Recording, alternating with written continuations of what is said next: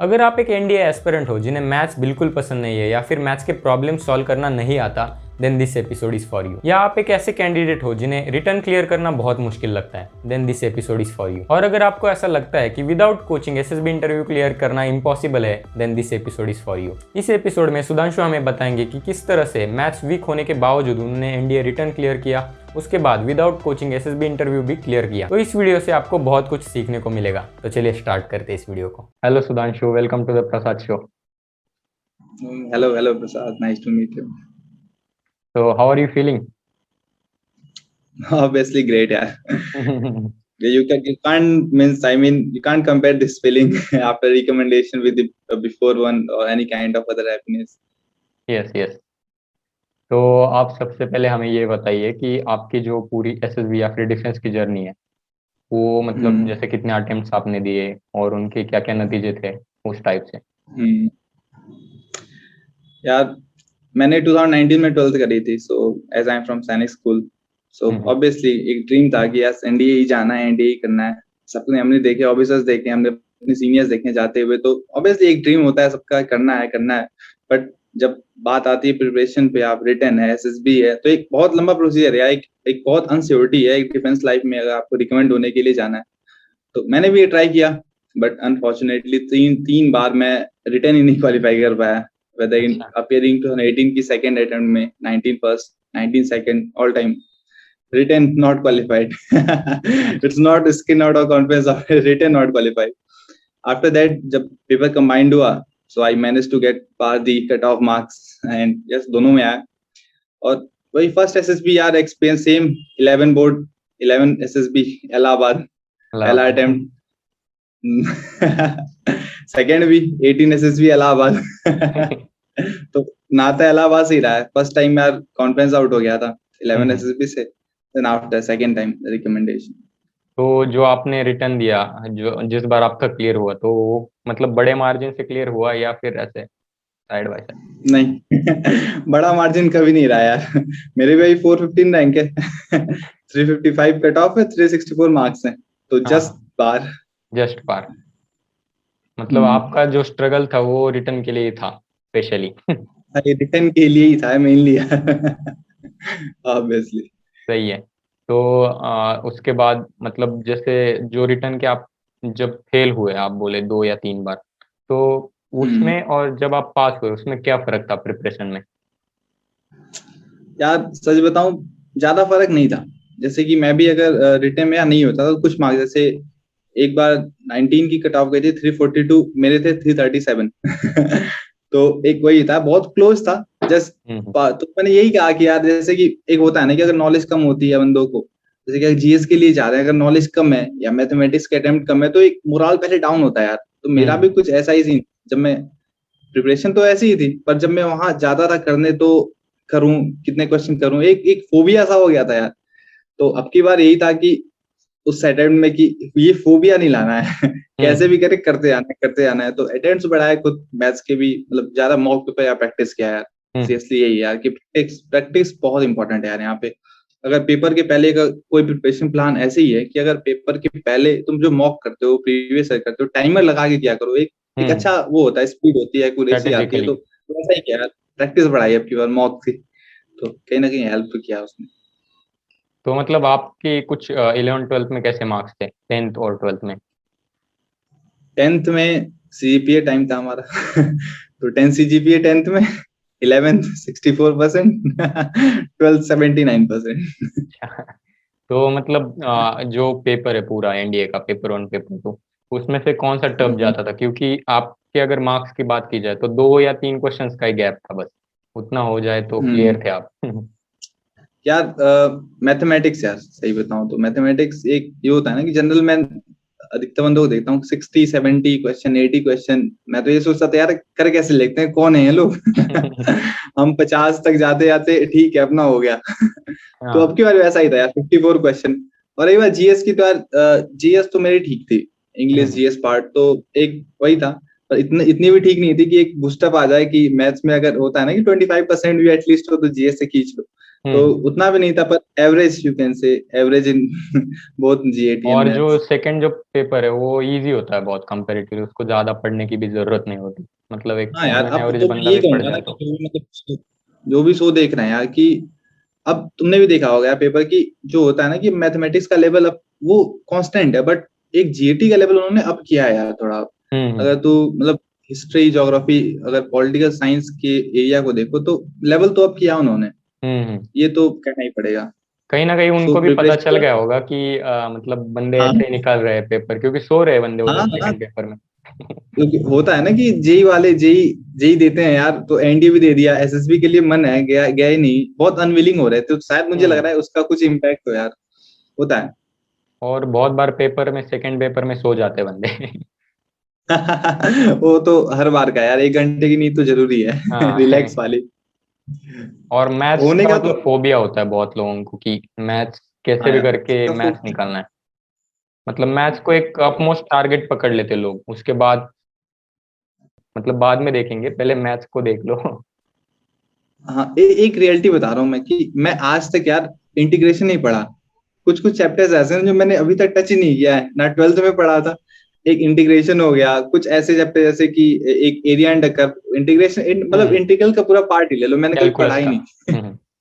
Calculus का differentiation थोड़ा ठीक था, डिफरेंशिएशन करता था, पर इंटीग्रेशन यार, और होता भी है यार कि मैं तो ये कहूंगा कि स्मार्ट वर्क बहुत जरूरी है यार वहां पे जाने के लिए। अगर क्वेश्चन करना है तो कैसे अटेम्प्ट करना है क्वेश्चन को, कैसे स्मार्टली 120 तक पहुंचना ही बड़ी बात हो जाती है यार। हम्म। एक ऐसा होना चाहिए कि ऐसे कि मैंने भी बहुत जगह देखा था यार, कि एक वन गो जाना चाहिए, कि एक वन टाइम अटेम्प्ट वाले क्वेश्चन हो जाए जो तुरंत होने हैं, जो 30 सेकंड 40 सेकंड, वो वन गो में आते ही आपके 30-35 क्वेश्चन, आपकी प्रिपरेशन कैसे भी अगर अच्छी हो तो हो जाते हैं उतने क्वेश्चन। ये एक्सपीरियंस होता है यार, मैंने हम्म। मतलब 5 अटेम्प्ट दे चुका हूँ ना, तो इतना तो एक्सपीरियंस है। 120 तक अगर तुम पहुंच गए 2 बार, तो ऑब्वियसली तुम क्लियर कर जाओगे, 50+ तो और जो करेक्ट क्यों नहीं तुमने होगा। जो कहा वन गो वाले क्वेश्चंस, जैसे एक गो में तुम्हारे 30-35 हो रहे, तो उसके बाद एक कॉन्फिडेंस सा हम्म। बिल्ड होता है आपके तरफ कि मतलब अभी कैसे भी करके 10-20 तो लपेट लिए तो हो जाएगा, मैथ्स तो क्लियर है। वो एक कॉन्फिडेंस हाँ, होता है। ये होता है यार।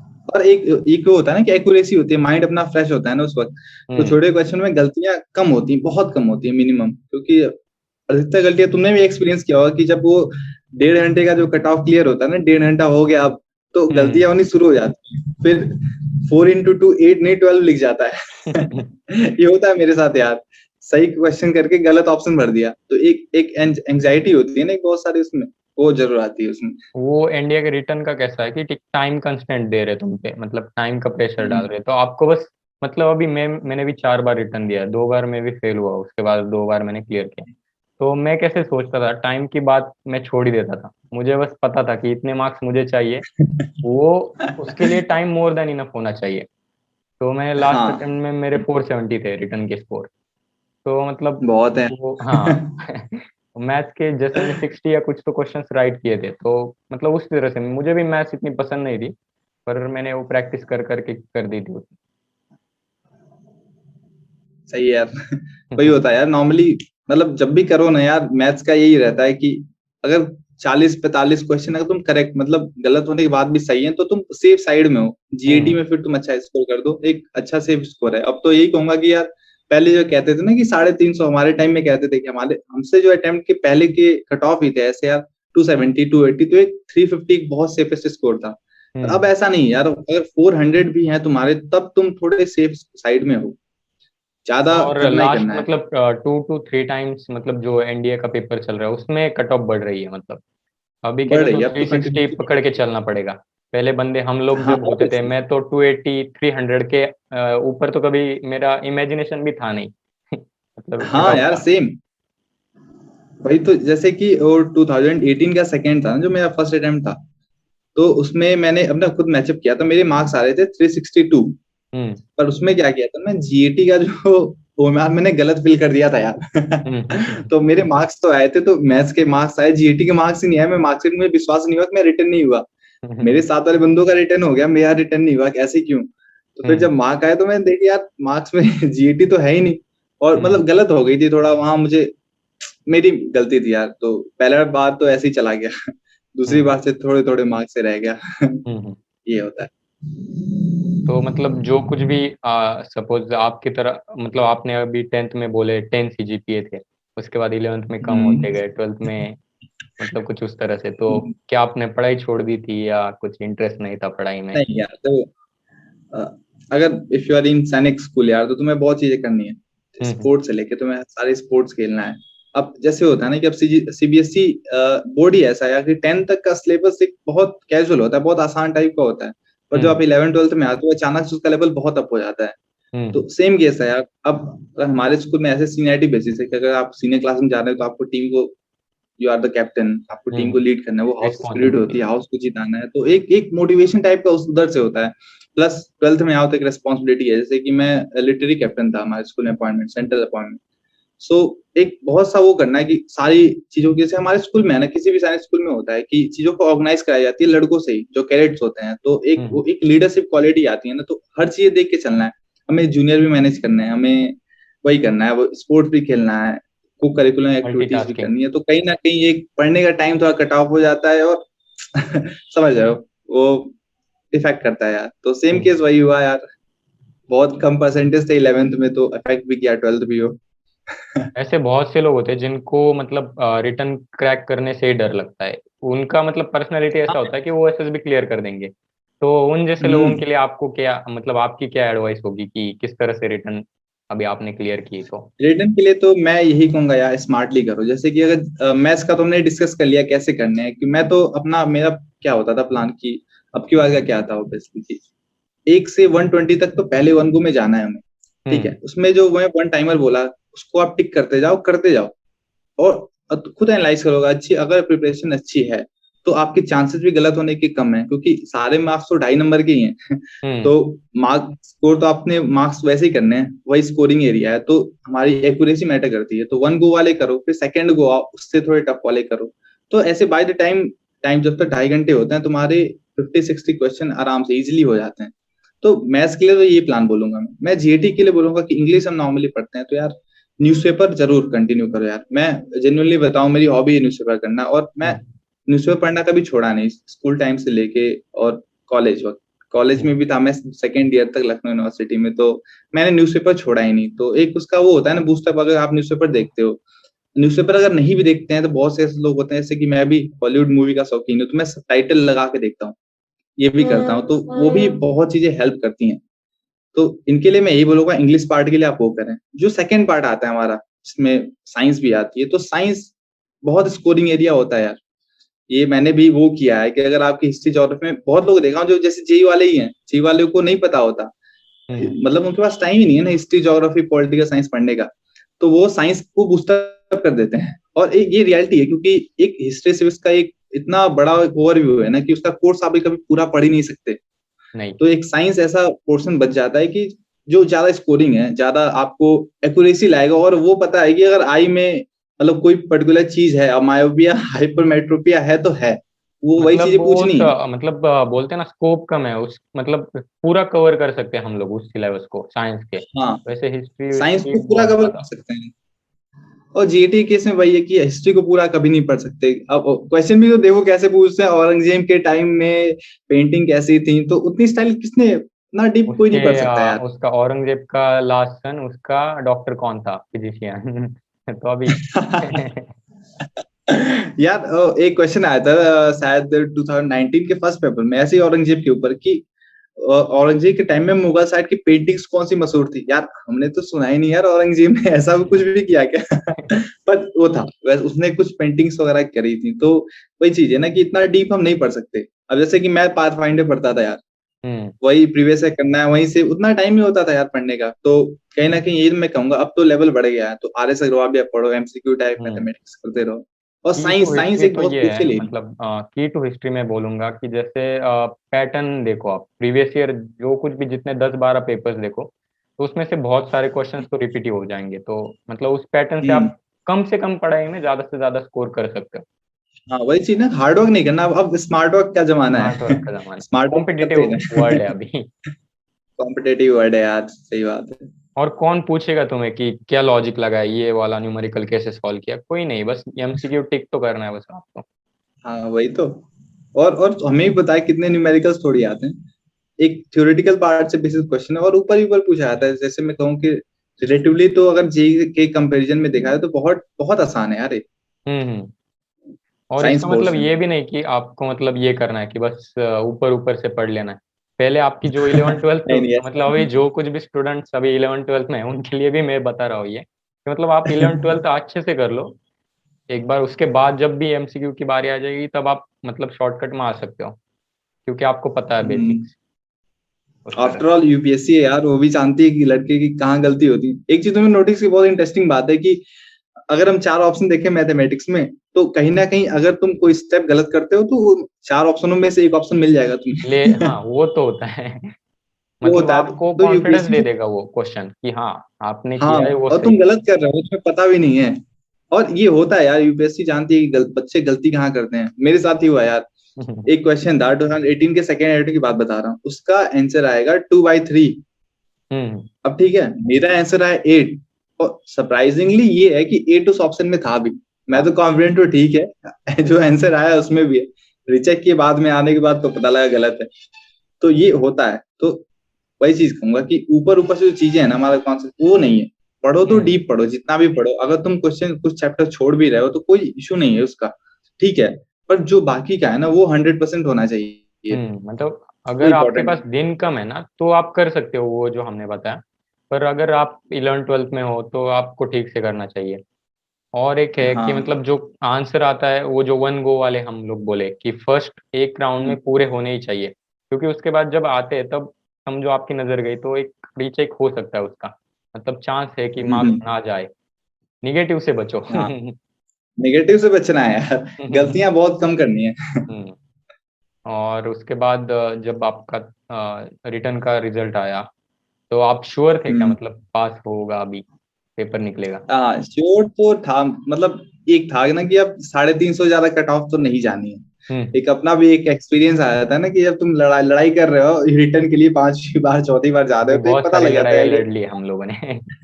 उस टाइप। बहुत लड़ाइयाँ लड़ ली हैं, तो एक कट ऑफ तो इतनी रहनी है। तो वही 85% 90% श्योर था कि हो जाएगा। हम्म बट फिर भी यार एक फाइनल लिस्ट में, क्योंकि मेरे साथ हो चुका था ना कि एकदम डैम श्योर था 2018 के सेकेंड में कि हो जाएगा आपकी बार, बट नहीं। ऐसा नहीं है, गलत फहमी में। तो जब तक नाम नहीं आता एक 100% तो कंफर्मेशन नहीं होता। हम्म। बट चलो, आया नाम तो एक अलग खुशी हुई। इस बार सच बताऊं यार कि 3 अटेम्प्ट के बाद जब आया है ना नाम, किया ठीक है रिटर्न क्वालिफाइड। इट्स तो लाइक वो मतलब ऐसा हैप्पीनेस। है कि वो जो बंदा 2 3 बार एसएसबी से नॉन रिकमेंड हुआ है वो रिकमेंड हो रहा है, उस टाइप की हाँ खुशी है सच वो। में यार, वो जो खुशी रिकमेंडेशन पे आई थी ना, वैसी फीलिंग आई थी जब मैं रिटर्न हुआ था। ये होता नहीं कि स्ट्रगल हो रहा था। हम्म। सही है, होती है बहुत लोगों चलो। को ऐसी दिक्कत है, मतलब उनके लिए तो ये मतलब स्पेशल एपिसोड है। तो उन उसके बाद मतलब जब भी आपका रिजल्ट आया तो एसएसबी के लिए क्या स्ट्रेटजी बनाई डायरेक्टली, मतलब कि अभी करना है? तो स्ट्रेटेजी तो सबसे पहले ये देखो, पहली बात है गलतियां जाननी है कि हमने देखा, जैसे मेरी बहुत सीनियर रिकमेंड हुए, मेरे बैचमेट रिकमेंड हुए, तो एक उनका एक्सपीरियंस लेना जरूरी होता है। एक्सपीरियंस में जब आप लेते हो तो मतलब उनकी गलतियां क्या होती हैं। तो मैं पता क्या बताऊं, सीरियसली बताऊं क्या होता है। जो बंदा एक रिकमेंड होता है ना, उसको बहुत सी चीज नहीं पता होती हैं। पर एक अगर कोई, जैसे तू कॉन्फ्रेंस आउट है, तो तुम्हें पता होंगी ना कि ये गलतियां हैं मेरी, तुम्हें हम्म गलतियां अपनी ज्यादा हाईलाइटेड होंगी। अब मैं रिकमेंड हूं तो मुझे ज्यादा गलतियां अगर मैं देखना चाहूँ कि मैंने गलतियां कहाँ की, तो मुझे वो नेगेटिव थोड़ा कम दिखाई देंगी कंपेयर टू योर्स। तो हम्म यही बात मैं कहूंगा। तो मैं उनसे ही बात करता था जो कॉन्फ्रेंस आउट हो रहे हैं। मेरे भी दोस्त हैं यार, 5वीं बार conference out, 5 time conference out, NDA attend, बस टीएस छोड़ो, बस एनडीए। तो हम्म उन्हें पता नहीं ये गलतियां ज्यादा हैं। तो ऐसे ही मेरे फ्रेंड्स थे यार, बहुत बैचमेटशिप होती है ना साइंस स्कूल में, एक वो होता है जी, कितने बैचमेट हमारे एनडीए को जा रहे हैं अब की बार हम्म हमारे बैच से। हम्म तो एक एक होता है ना, ग्रुप की प्रिपरेशन होती है। तो भले मेरा रिटर्न नहीं था यार, पर मैं उनके एक्सपीरियंस जानता था, सुनता था उनसे क्या गलतियां हुई। तो हम्म एक एक अगर आप सुनते हो कोई एक्सपीरियंस, जैसे कि हम ही बात कर रहे हैं, हम रिटर्न की बात कर रहे हैं, तो कहीं ना कहीं जो बंदा अगर देख रहा है तो एक इंकलकेट करेगा, ठीक है मेरी भी प्रिपरेशन कुछ ऐसी ही है, मैं भी रिटर्न के लिए ज्यादा रिलेट। नहीं पढ़ा, ऐसे रिलेट करता है बंदा। तो सेम चीज था कि मैं भी रिलेट करता था कि ऐसा मेरे साथ वहां पे अगर सिचुएशन आती है एसएसबी में तो मैं क्या करूंगा।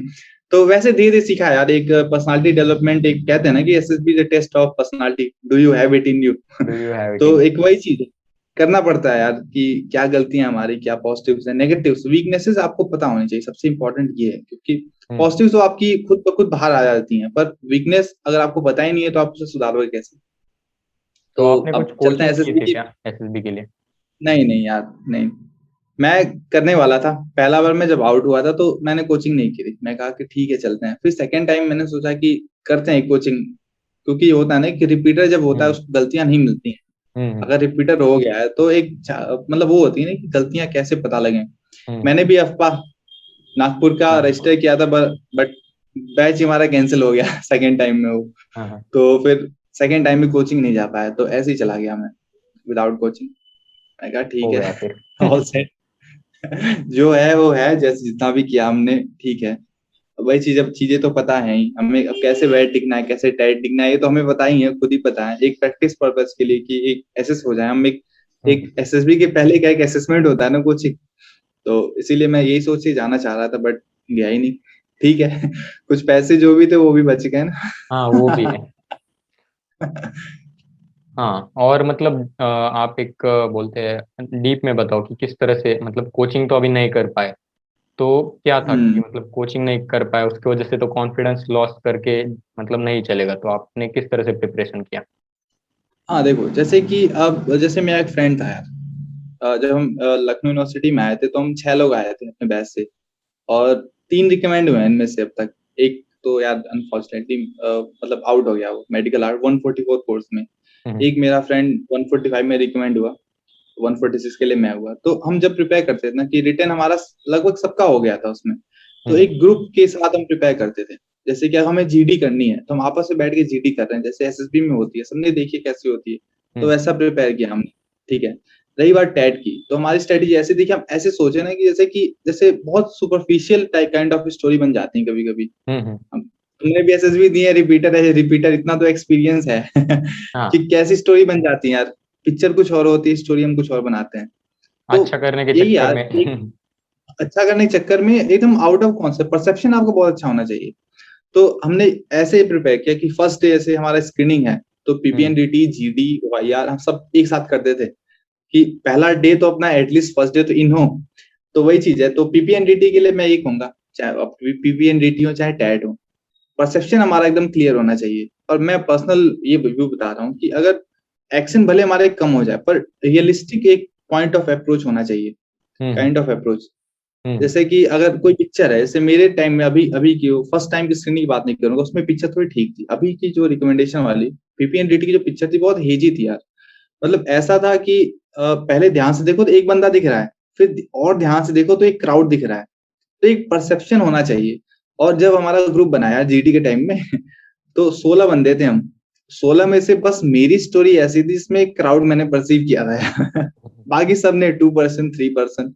तो मुझे एक चीज तो लग गया था यार, या तो मैं आउट हूँ या बस मैं ही इन होऊंगा। सच बताऊं, और ऐसा रिजल्ट भी आया था, ऐसा कुछ। हम्म। तो एक परसेप्शन के लिए यही कहूंगा, परसेप्शन अच्छा करो और स्टोरी ऐसी बनाओ जो रियलिस्टिक हो। मैं अपना पर्सनली ये करता था कि अगर मैं उस कंडीशन में हूँ, जैसे कि मेरे एज काइंड ऑफ बंदा मिलता है वहां पे, जैसे एक्सीडेंट हुआ, हम रोड पे हैं, तो हम वहां रहेंगे, अगर रियलिटी में हमारे साथ हो तो हम क्या कर सकते हैं? कुछ हम्म। बंदे हैं कि रोड भी बनवा देंगे, खुद ही करा देंगे यार। ये पॉसिबल नहीं है, रियलिस्टिक नहीं है। यहाँ पे तुम्हारी पर्सनालिटी नहीं दिखती है। अगर हमारे सामने एक्सीडेंट होता है तो हम क्या करते हैं? पहले उसे फर्स्ट एड देंगे। फर्स्ट एड इन सेंस आप उसकी ब्लीडिंग रोकोगे सबसे पहले, सबसे प्रायोरिटी वाइज देखो ना। फिर आप एम्बुलेंस का वेट तो नहीं कर सकते यार। हम्म। जब तक एम्बुलेंस आएगी, लेके जाएगी, ऑलरेडी बहुत ब्लड लॉस है। अगर आपके पास अपना कोई पर्टिकुलर व्हीकल है, आप लिफ्ट ले सकते हो, ऑटो वगैरह कुछ करो, एटलीस्ट को हॉस्पिटल तो शिफ्ट करो। Then after hmm. काम आता है हमारा पुलिस का। हम्म। ये लाइन ऑफ प्रोसीजर है। अगर तुम हम्म। सोचोगे मैं अगर वहां हूं तो ऐसे करूंगा, ये एक्शन मेरा लाइन ऑफ एक्शन है, तो कहते हैं ना कि एक लाइन ऑफ एक्शन होना चाहिए, प्लान ऑफ एक्शन। तो प्लान ऑफ कहीं ना एक्शन। कहीं ये इंपॉर्टेंट है कि जो रियलिस्टिक व्यू दे आपको। वही बात वेट के लिए, वेट में जैसे कहते हैं ना, ऑब्जर्वेशनल सेंटेंस होनी चाहिए, पर्सनल नहीं होनी चाहिए, नेगेटिव नहीं होनी चाहिए। हम्म। बहुत से लोग क्वेश्चन नहीं पूछते हैं कि अगर टाइट में अगर नेगेटिव इमेज हो तो उसको पॉजिटिव बनाते हैं। तो मेरा ये अप्रोच था कि ऐसा नहीं है। अगर कोई इमेज दिख रही है हमें, अगर नेगेटिव है तो नेगेटिव है, बट एक चीज है ना कि आउटकम पॉजिटिव होना चाहिए। अब नेगेटिव आउटकम तो नहीं करना है, आउटकम एक पॉजिटिव वे में लाना है। तो टेट का यही प्लान है, परसेप्शन अच्छा रखो, रियलिस्टिक व्यू होना चाहिए, एक्शन उस हिसाब से डालो। भले एक्शन कम हो जाए, मतलब आउट ऑफ कॉन्टेक्स्ट स्टोरी नहीं होनी चाहिए। तो यही अप्रोच है टेट के लिए, पीपीएनटीटी के लिए, जीडी के लिए हम ग्रुप में करते थे। तो और ओआईआर के लिए तो यार प्रैक्टिस है, जितनी जितनी प्रैक्टिस कर लो उतनी सही है। तो यही अप्रोच रहा शुरुआत के लिए हमारा। हाँ, वही डर होता है कि फर्स्ट डे कहीं घर ना परसेप्शन जाओ। तो है। होता है यार, बहुत बुरा लगता है यार। मतलब मैं तो कभी यार हुआ नहीं स्क्रीन आउट, पर देखकर इतना बुरा लगता है। तो जो बंदा वहां आउट हो रहा है उसको कैसा फील होता होगा यार। 2 गेट है, इस साइड से तुम जाओ, इस साइड से ये जाओ जो इन हुए हैं। तो वही, कहीं ना कहीं यार बुरा होता है, बहुत बुरा लगता है यार।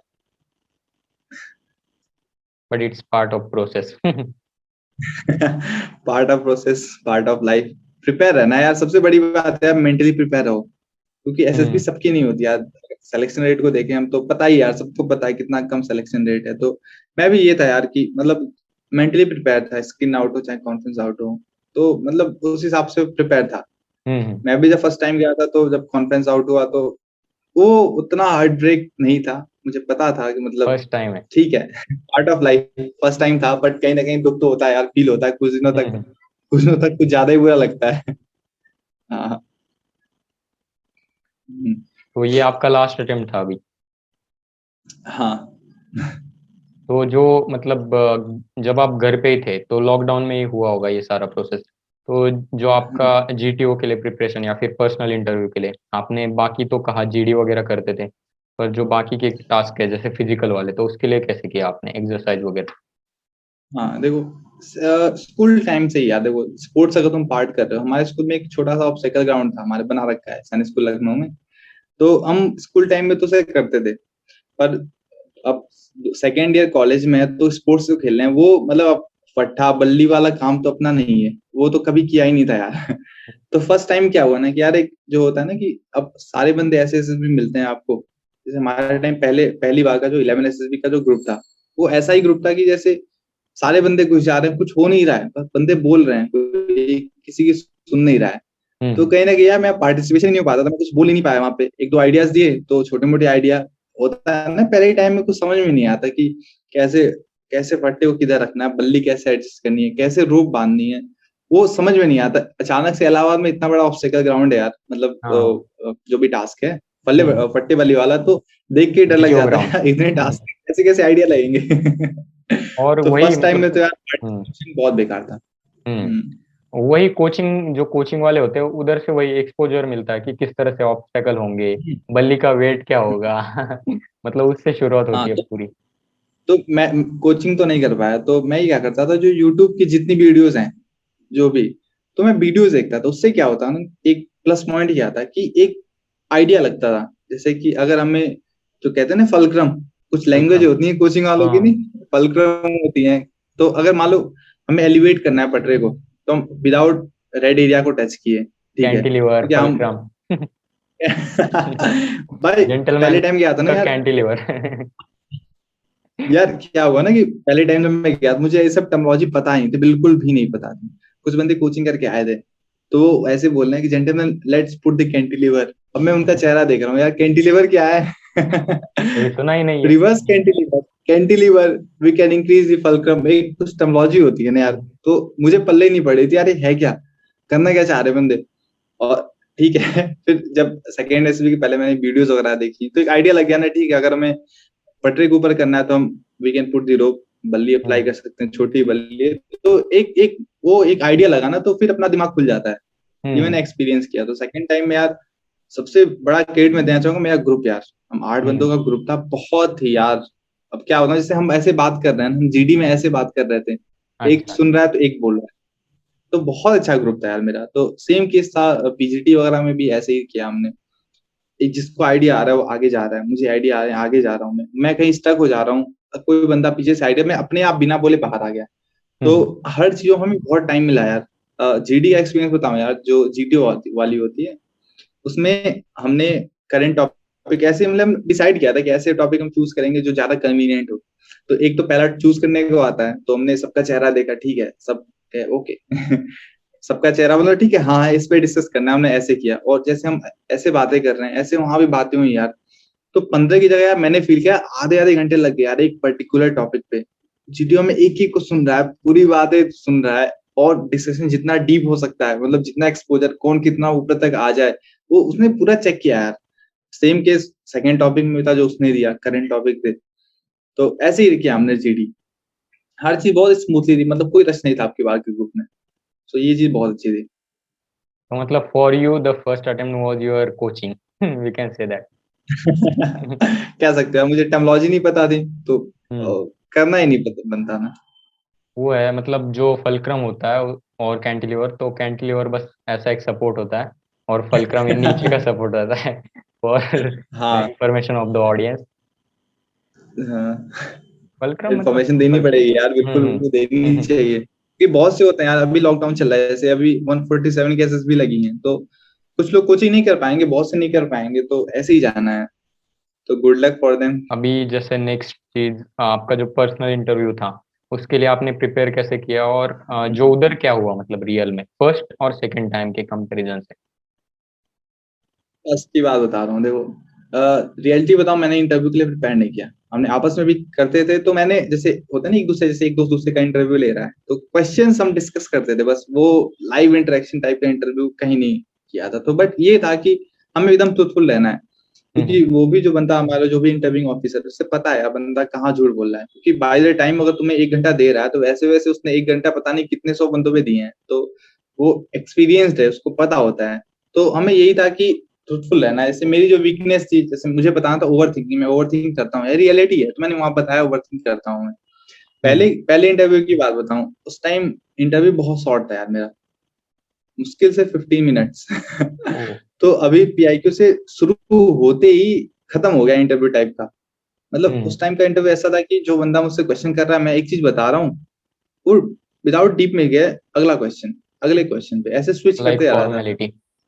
अब पर रियलिटी बताऊं, मुझे पता ही लगी थी मेरी गलतियां उस वक्त क्या है, तो मुझे तो ऐसा लगा इंटरव्यू मेरा बहुत अच्छा गया पिछली बार का, तो पर यही था जीटी वाला पोर्शन, साइक का पोर्शन में वीक था उस वक्त, तो ऐसा मैं एक्सपीरियंस करता हूँ इसको, किसी को पता नहीं होता वो कैसे आउट हो गया, तुम्हें भी नहीं पता होगा कि तुम कैसे आउट हो गए, क्या गलतियां थी। वही। तो जहां तक मैंने कहा कि इंटरव्यू पार्ट उस टाइम सही था, अगर जैसे होता है ना, क्योंकि फ्रेशर हो तो पीआईक्यू से रिलेटेड क्वेश्चन ज्यादा आते हैं, सीआईक्यू आना ही आना है, तो रैपिड फायर ऐसे पूछेंगे, जहाँ स्टक करते हैं, जहाँ स्टक करोगे वहां डीप में जाएंगे, तो तुम्हारी हॉबीज इंटरेस्ट, ऐसा इंटरव्यू था पहली बार का।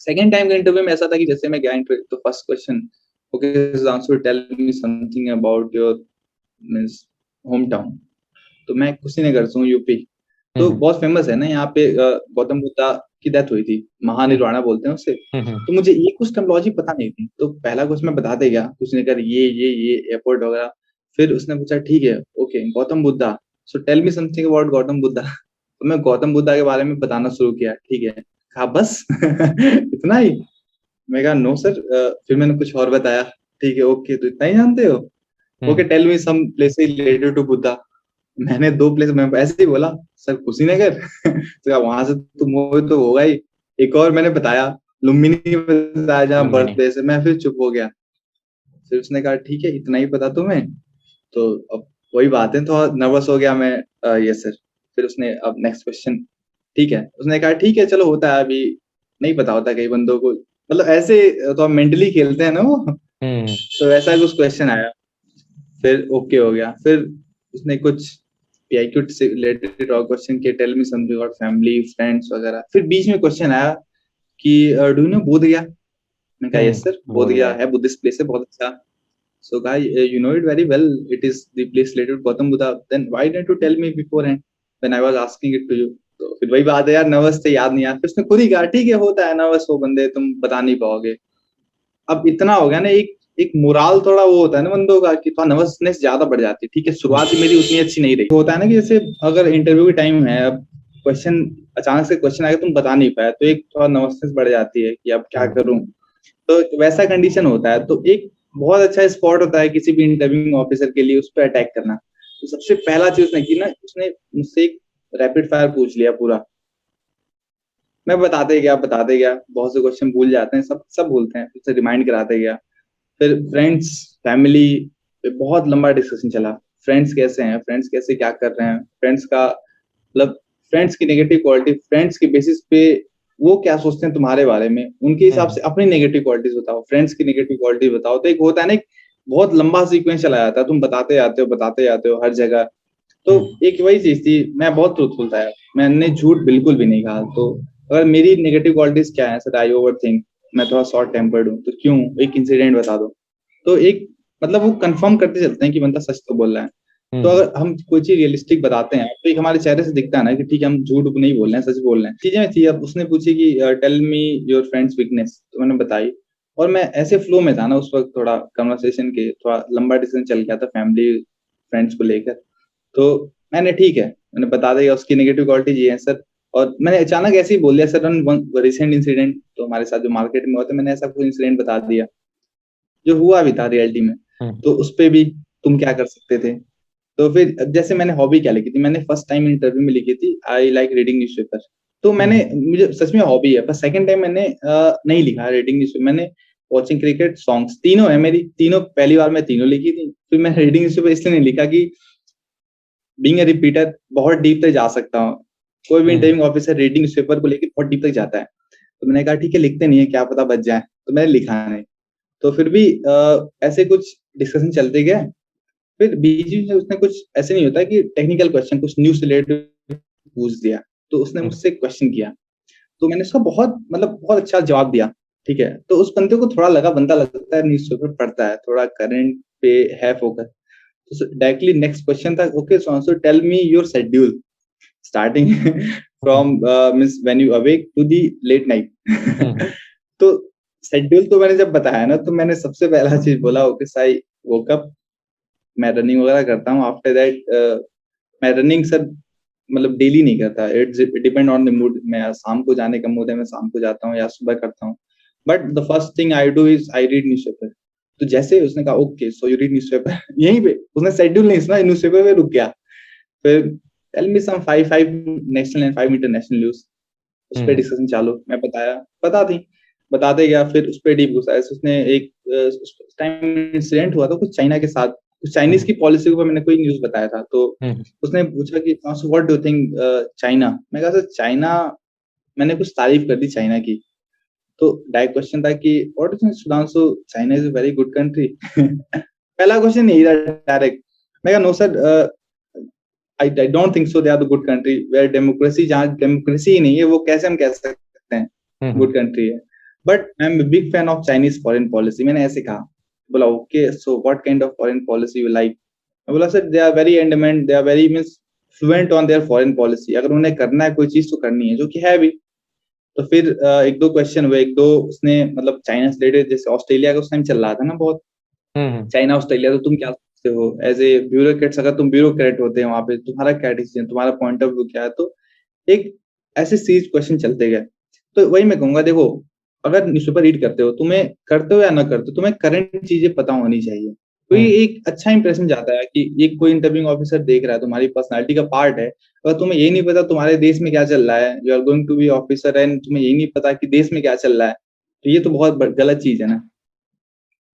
और वो इंटरनेशनल रिलेशंस को मतलब समझना भी चाहिए कि मतलब जैसे तुमने कहा कि चाइना की फॉरेन पॉलिसी तुम्हें पसंद आई, तो पसंद आई मतलब तुम्हें पता है।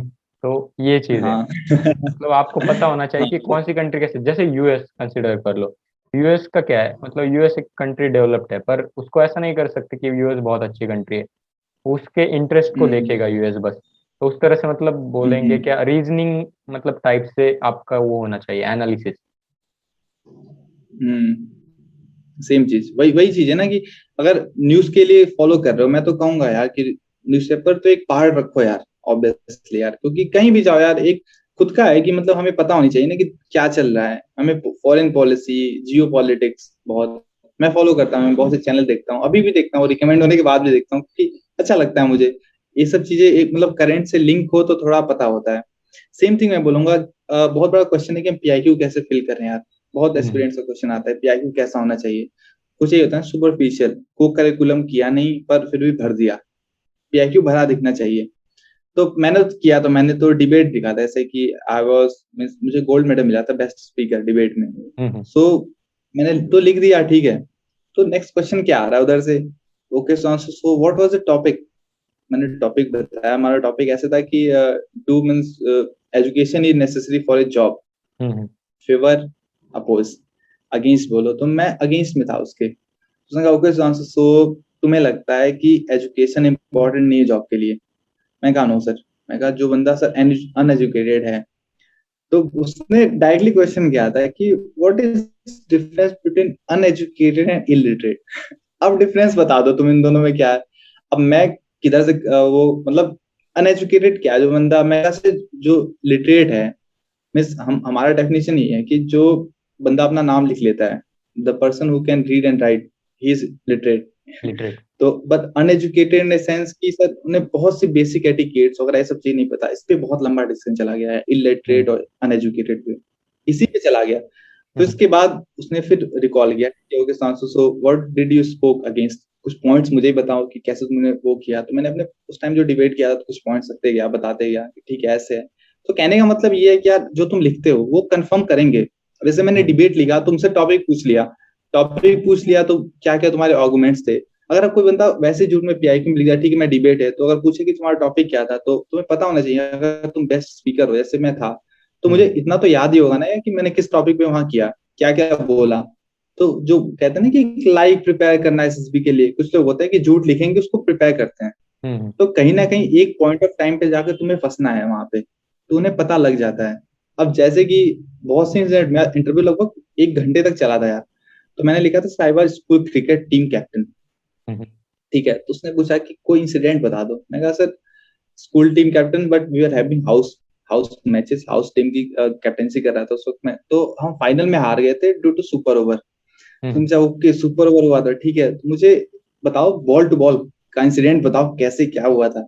हमने यार बॉल टू बॉल बताई मैंने, इस बॉल पे ये हुआ, इस पे ये हुआ। फिर क्या होता है कि उसने कहा कि जब सुपर ओवर होता है तो you guys could have share trophy. मैं बोला yes sir, this happened. Our princess had told us that you can share the trophy, but I said to him that sir winner तो एक ही होता है, winner तो एक ही होगा, सो सुपर ओवर हम खेलेंगे। तो बोला कि you are very over confident, don't you think so? मैं कहा नो सर, एक होती है कि विनिंग स्पिरिट होती है सैनिक स्कूल में कि हमारा हाउस जीतेगा। हमें एक होती है ट्रॉफी विनर हाउस का, चैंपियन हाउस हमें बनना है, तो पॉइंट्स तो हमें चाहिए सर, हमें जीतना ही है, हम शेयर क्यों करें। तो एक हाउस स्पिरिट थी, तो एक मेरे उस आर्गुमेंट को सपोर्ट करना पड़ा। फिर उसने कहा कि ठीक है टीममेट्स को भी तो बुरा लगा होगा, जहां हम तुम एक ट्रॉफी शेयर करके जीत सकते थे ऑलमोस्ट, बट तुमने उससे गवा दिया। मैं कहा sir I was the captain, it was not my decision, it was team decision also. Team हमने बात की, और सर कहीं ना कहीं हमें जीत फेवर करनी होती है। हम उसी माहौल में, सैनिक स्कूल के माहौल में जी रहे हैं। हमें हर साल में एक कंपटीशन, हर स्पोर्ट्स में कंपटीशन है कि आपके पास चैंपियन हाउस। तो एक वो चीजें बीच में आ जाती हैं, हाउस स्पिरिट जो हम बोलते हैं, तो कहीं ना कहीं वो चीजें ओवरकम करती हैं। उसने कहा ओके, तो ऐसे एक सीरीज चलता है यार। और तुम्हें बिलीव नहीं होगा, ऐसे ही मैंने बोला कि do you like web series, जैसे कि तुम्हारे में क्या हुआ था, कभी ऐसा पूछा कि वेब सीरीज वगैरह तुम्हें पसंद है क्या है, ऐसा कुछ? नहीं। मेरे में पूछा कि do you watch web series? मैं कहा हाँ, यस सर। मूवीज पे पूछा तो है कि कौन सी जैसे देखी अभी? What movies do you like, because मैंने ऐसा लिखा था कि I like to watch English movies और हॉलीवुड मूवीज, तो उससे तो मैंने पूछा था। लिखा था ना हॉबी में वॉचिंग वॉचिंग क्रिकेट। तो मैं क्रिकेट हाइलाइट्स भी देखता हूँ, सब कुछ देखता हूँ। तो पर उसने क्या था कि so you like watching cricket, do you like movies and web series? मैं कहा यस सर। तो सबसे पहला क्वेश्चन, सबसे लेटेस्ट वेब सीरीज बता दो तुम। मैं कहा सर मैंने मनी हाइस्ट देखी अभी, उस टाइम देखी थी मनी हाइस्ट। बोला okay so tell me story of money heist. मैंने देखी नहीं है यार। मैंने 2 सीजन की स्टोरी बता दी पूरी, 2 सीजन की मनी हाइस्ट की। फिर जब 2 सीजन की पूरी स्टोरी बता दिया, एक एक कैरेक्टर समझाया, जैसे प्रोफेसर है उसमें, तुमने देखी मनी हाइस्ट? हाँ, देखी है मैंने। हाँ, तो प्रोफेसर है तो उसने पूछा अच्छा प्रोफेसर क्या था, तो एक एक कैरेक्टर को समझाना पड़ा कि सर ऐसे स्टोरी लाइन जा रही हो। मैंने 2 सीजन तक स्टोरी बता दी। फिर उसका क्वेश्चन क्या आता है नेक्स्ट, सो हियर प्रोफेसर तो एक थीफ है, वो तो चोरी कर रहा है, तो तुम्हें नेगेटिव कैरेक्टर पसंद है? अब इसके सपोर्ट में तुम क्या कह सकते हो? फिर मैंने, नहीं, वो मुझे बस। हंसी आ गया हाँ। सच में। हाँ, तो फिर मैंने कहा सर नेगेटिव तो नहीं सर, बट एक चीज है sir, the kind of planning you possess.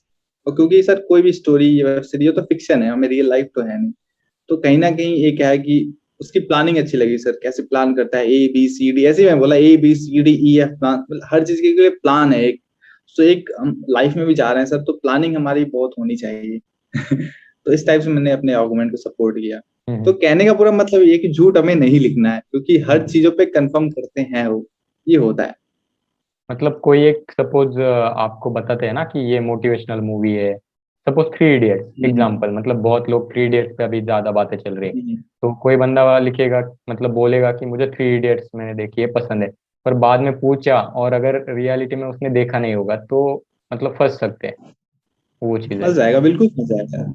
जब मेरे से यार 2 सीजन की स्टोरी पूछी जा सकती है, तो एक 30 सेकंड की स्टोरी को ओवरव्यू बताने में क्या जा रहा है, वो तो पूछ ही आ सकता है। और किसी कैरेक्टर के बीच में उसमें क्या पसंद आया, तो कहीं ना कहीं ऐसा पॉइंट आएगा यार कि नहीं पता लग जाए कि बंदा तो बहुत बड़ा झूठ ही बोल रहा है। तो इसीलिए झूठ नहीं करना है अपने। जैसे पीजीटी एचजीटी जो ग्रुप टास्क होते हैं, उसमें किस तरह से परफॉर्म किया, क्योंकि फर्स्ट टाइम तुम बोले तुमने ज्यादा पार्टिसिपेट नहीं किया। सेकेंड टाइम में था यार कि जैसे कि हमने डिसाइड किया था, जैसे मैंने बताया कि हमें बहुत वो रहना है, कोऑर्डिनेशन बहुत दिखानी है, कोऑर्डिनेशन हमें करते रहना है, क्योंकि हमें ग्रुप को आगे ले जाना है, क्योंकि सबको पता है कि इंडिविजुअल परफॉर्मेंस तो नहीं है वो। तो ऐसा ही प्लान था कुछ, जैसे पीजीटी हुआ पहले तो। अब जैसे एडवांटेज लेना है, जैसे मुझे सबसे पहले आइडिया आया, मैं अंदर गया, मैंने आइडिया अप्लाई किया। फिर सेकंड, जैसे 4 होते हैं तो ओरिजिनली थर्ड तो सबसे टफ होता है, सबको पता है।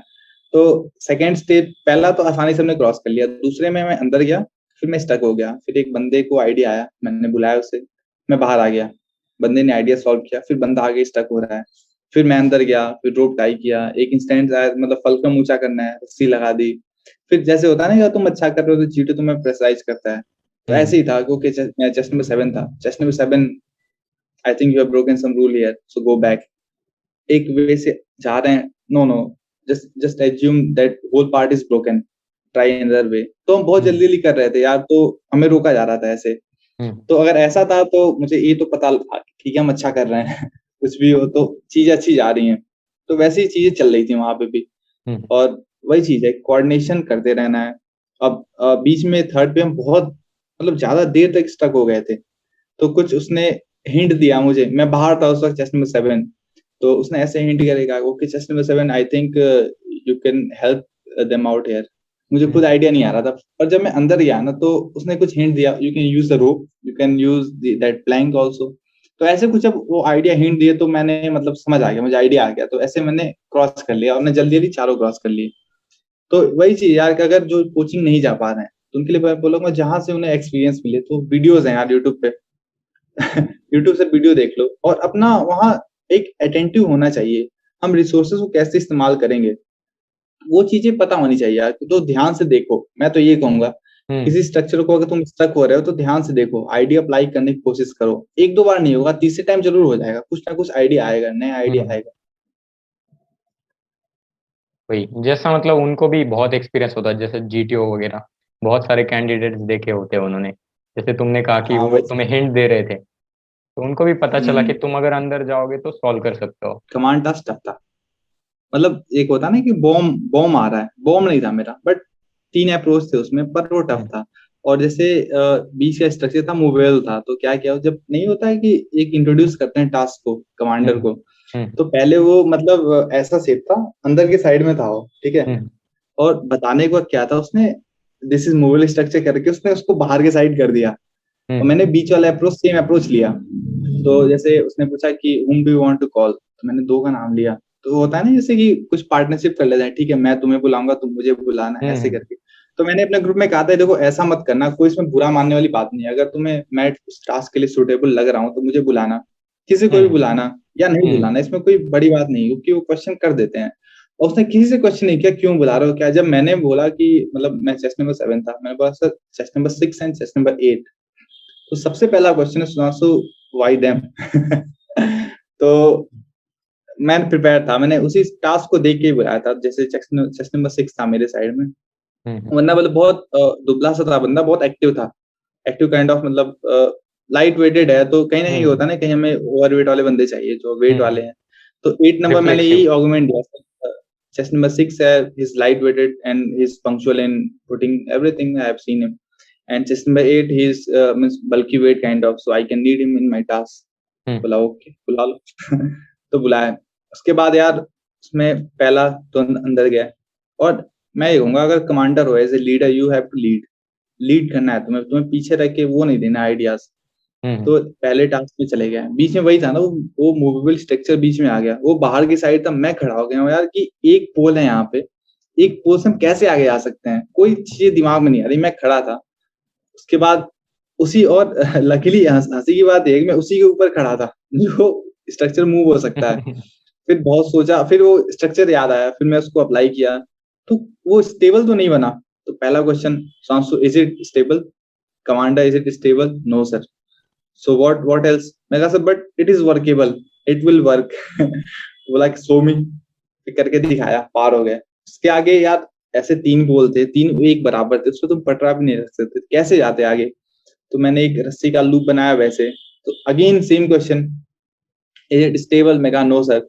तो वही यार, दिस में fall, you may hurt yourself, commander being a leader you are risking the lives of your subordinate, वगैरह ऐसे क्वेश्चन। बीच में ऐसे commander your subordinates have broken rule so 2 minutes deducted, ऐसे कर करके प्रेशर आते आ रहा था। फिर पीछे जाओ, ये टूट गया है, ये हो गया। तो वहां भी same question, is it workable? मैं कहा सर स्टेबल तो नहीं पर वर्केबल है, शो मी। तो एज ए लीडर यार तुम्हें शो करना है, मैं चढ़ के चला गया आगे, पास हो गया। मतलब टाइम तुमने लिया उसमें करने में, पर कंप्लीट कर दिया था। तो यही है कि एज ए कमांडर लीड करो और वही अटेंटिव रखो दिमाग को, और वही घबराना नहीं है, क्योंकि वो प्रेशर तो आना ही आना है तुम्हारे ऊपर, कैसे भी करके प्रेशर तो डाला ही जाएगा। मतलब कि कल कॉन्फ्रेंस है, तो क्या लगा था कि हो जाएगा या नहीं हो जाएगा उस तरह से परफॉर्मेंस से, क्या क्योंकि पहले जज करने से लगते हैं बताओ? लोग सब खुद को। हाँ, ये चीज है। एक होता है ना, हमने तो बहुत मस्ती की थी यार पहले, तो फिर जब डिस्कशन हुआ कि कौन कौन सुटेबल कैंडिडेट लग रहा है कि क्या होना है, तो एक गट फीलिंग आ रही थी, क्योंकि मेरा ग्रुप इतना अच्छा था ना यार, कि मुझे ऐसा लग रहा था, पर्सनल फीलिंग आ रही थी कि बहुत से रिकमेंडेशन होंगे हमारे ग्रुप से, तो होंगे एटलीस्ट, सेकंड ग्रुप तो हमने देखा नहीं था, पर हमारे ग्रुप से रिकमेंडेशन होंगे, अच्छे खासे होंगे, 2-3 का तो होना है। एक वही था कि मेंटली प्रिपेयर रहना, क्योंकि अगर हम सोचते हैं कि ठीक है हो जाएगा, तो एक वो जो पॉजिटिव माइंडसेट आता है ना, तो जब तुम आउट हो जाते हो तो बहुत ज्यादा इम्पैक्ट करता है। तो ऐसा भी था, मेंटली प्रिपेयर था, पर कहीं ना कहीं गट फीलिंग तो आ रही थी यार कि हो सकते हैं, माइट भी। परफॉर्मेंस देख के ठीक है, अच्छा कुछ हमने किया भी था। मैंने जीबी का बताना भूल गया था। जीबी में क्या हुआ था कि जैसे स्टोरी आई थी, मैंने स्टोरी गलत पढ़ ली। उसमें था गार्ड डॉग, ठीक है, मैंने उसको गार्ड समझ लिया। ठीक है, अब हम डिस्कस क्या कर रहे हैं कि गार्ड को तो बचाना है। कुछ ऐसा था कि मतलब दूध की फैक्ट्री है, कुछ टेररिस्ट आ रहे हैं, उसमें दूध में कुछ मिला देंगे जहर, वो कंटेनर भी निकल चुका है, और गार्ड डॉग को भी पिला दिया है। ठीक है, वो कुत्ता है, मैं उसको गार्ड पढ़ ले रहा हूँ। मैंने स्टोरी फ्रेम की गार्ड को बचाना है। अब हम यार उस गार्ड के नाम पे उसको एम्बुलेंस, वो पर्सनल व्हीकल से उसको पूरे केयर के साथ हॉस्पिटल पहुंचा रहे हैं। मतलब एक बहुत तगड़ा मैस बन गया था। और ये क्या हुआ कि बंदों ने मुझे नॉमिनेट भी कर लिया स्टोरी के लिए, तो मैंने वही स्टोरी सुना दी। तो डॉग की जगह हमने गार्ड बना के उसको रेस्क्यू कर लिया।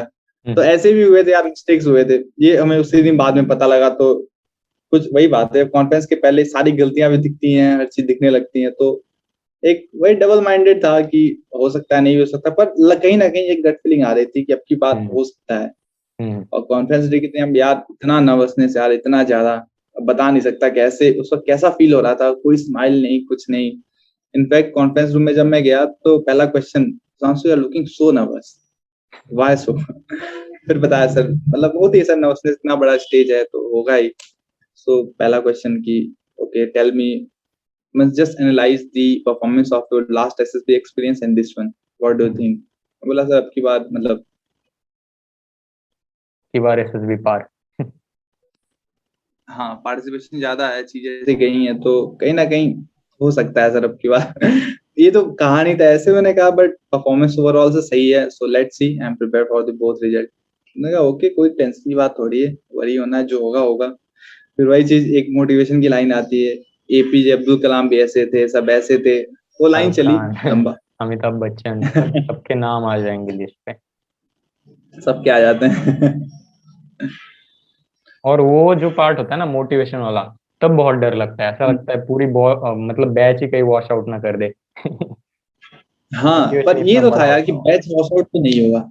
हम्म ये तो पक्का होता था कि बैच वॉश आउट नहीं था। और हमारे में जैसे कि हम 64 रिपोर्टिंग थी और 16 बंदे ही स्क्रीन्ड हुए थे, कम ही हम्म हुए थे, और उनमें से 3 थे प्रीवियसली रिकमेंडेड, हम्म एक ओ सेम बोर्ड से था बंदा, एक 14 बोर्ड से रिकमेंड हुआ था 145 में, एक 144 का रिकमेंडेड बंदा था एएफएसबी से।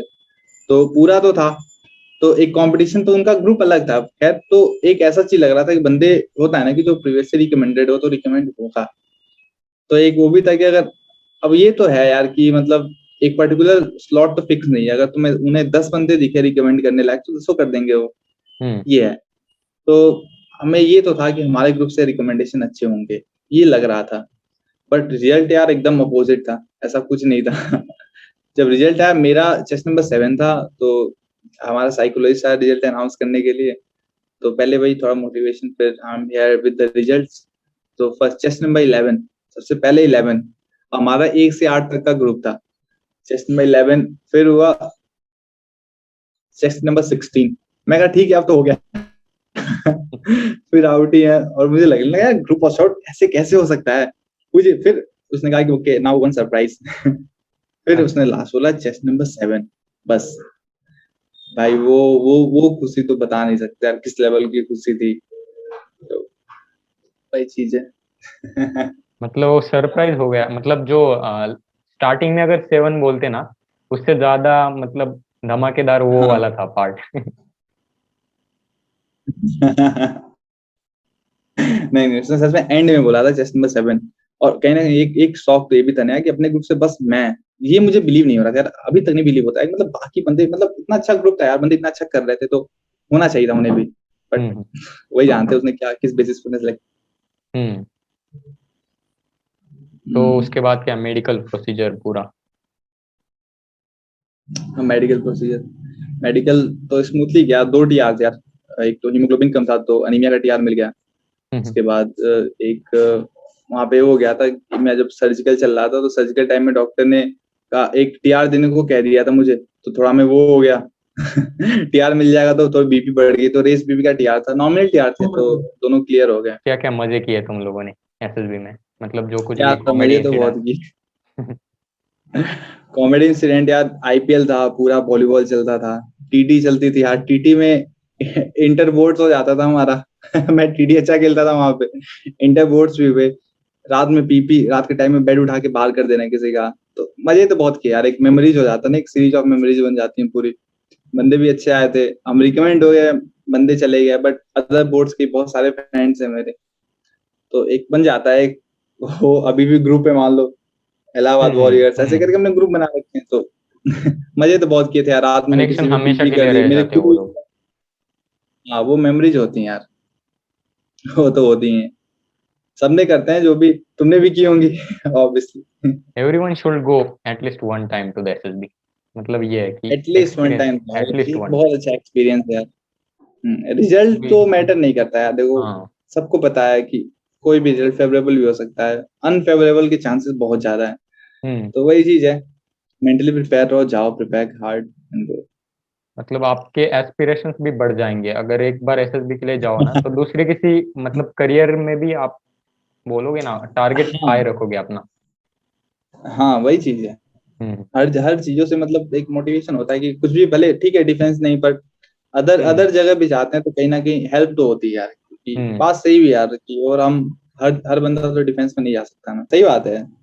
और हर बार एक्सपीरियंस करोगे यार, मतलब जैसे कि हमारे टाइम में ऑल ओवर इंडिया, महाराष्ट्र से बंदे आ रहे हैं, कोई कोई आसाम से बंदा आ रहा है, तो नॉर्थ ईस्टर्न से लेके हर जगह क्या माइंडसेट है बंदे वहाँ की क्या है, मतलब एक सुनने हम्म में अच्छा लगता है यार, बंदे एक बहुत ज्यादा क्लोज हो जाते हैं, तो हर चीजें पता लगती हैं, बातचीत होती है, तो एक अच्छे दोस्त, सबसे इंपॉर्टेंट है यार, दोस्त बन जाते हैं।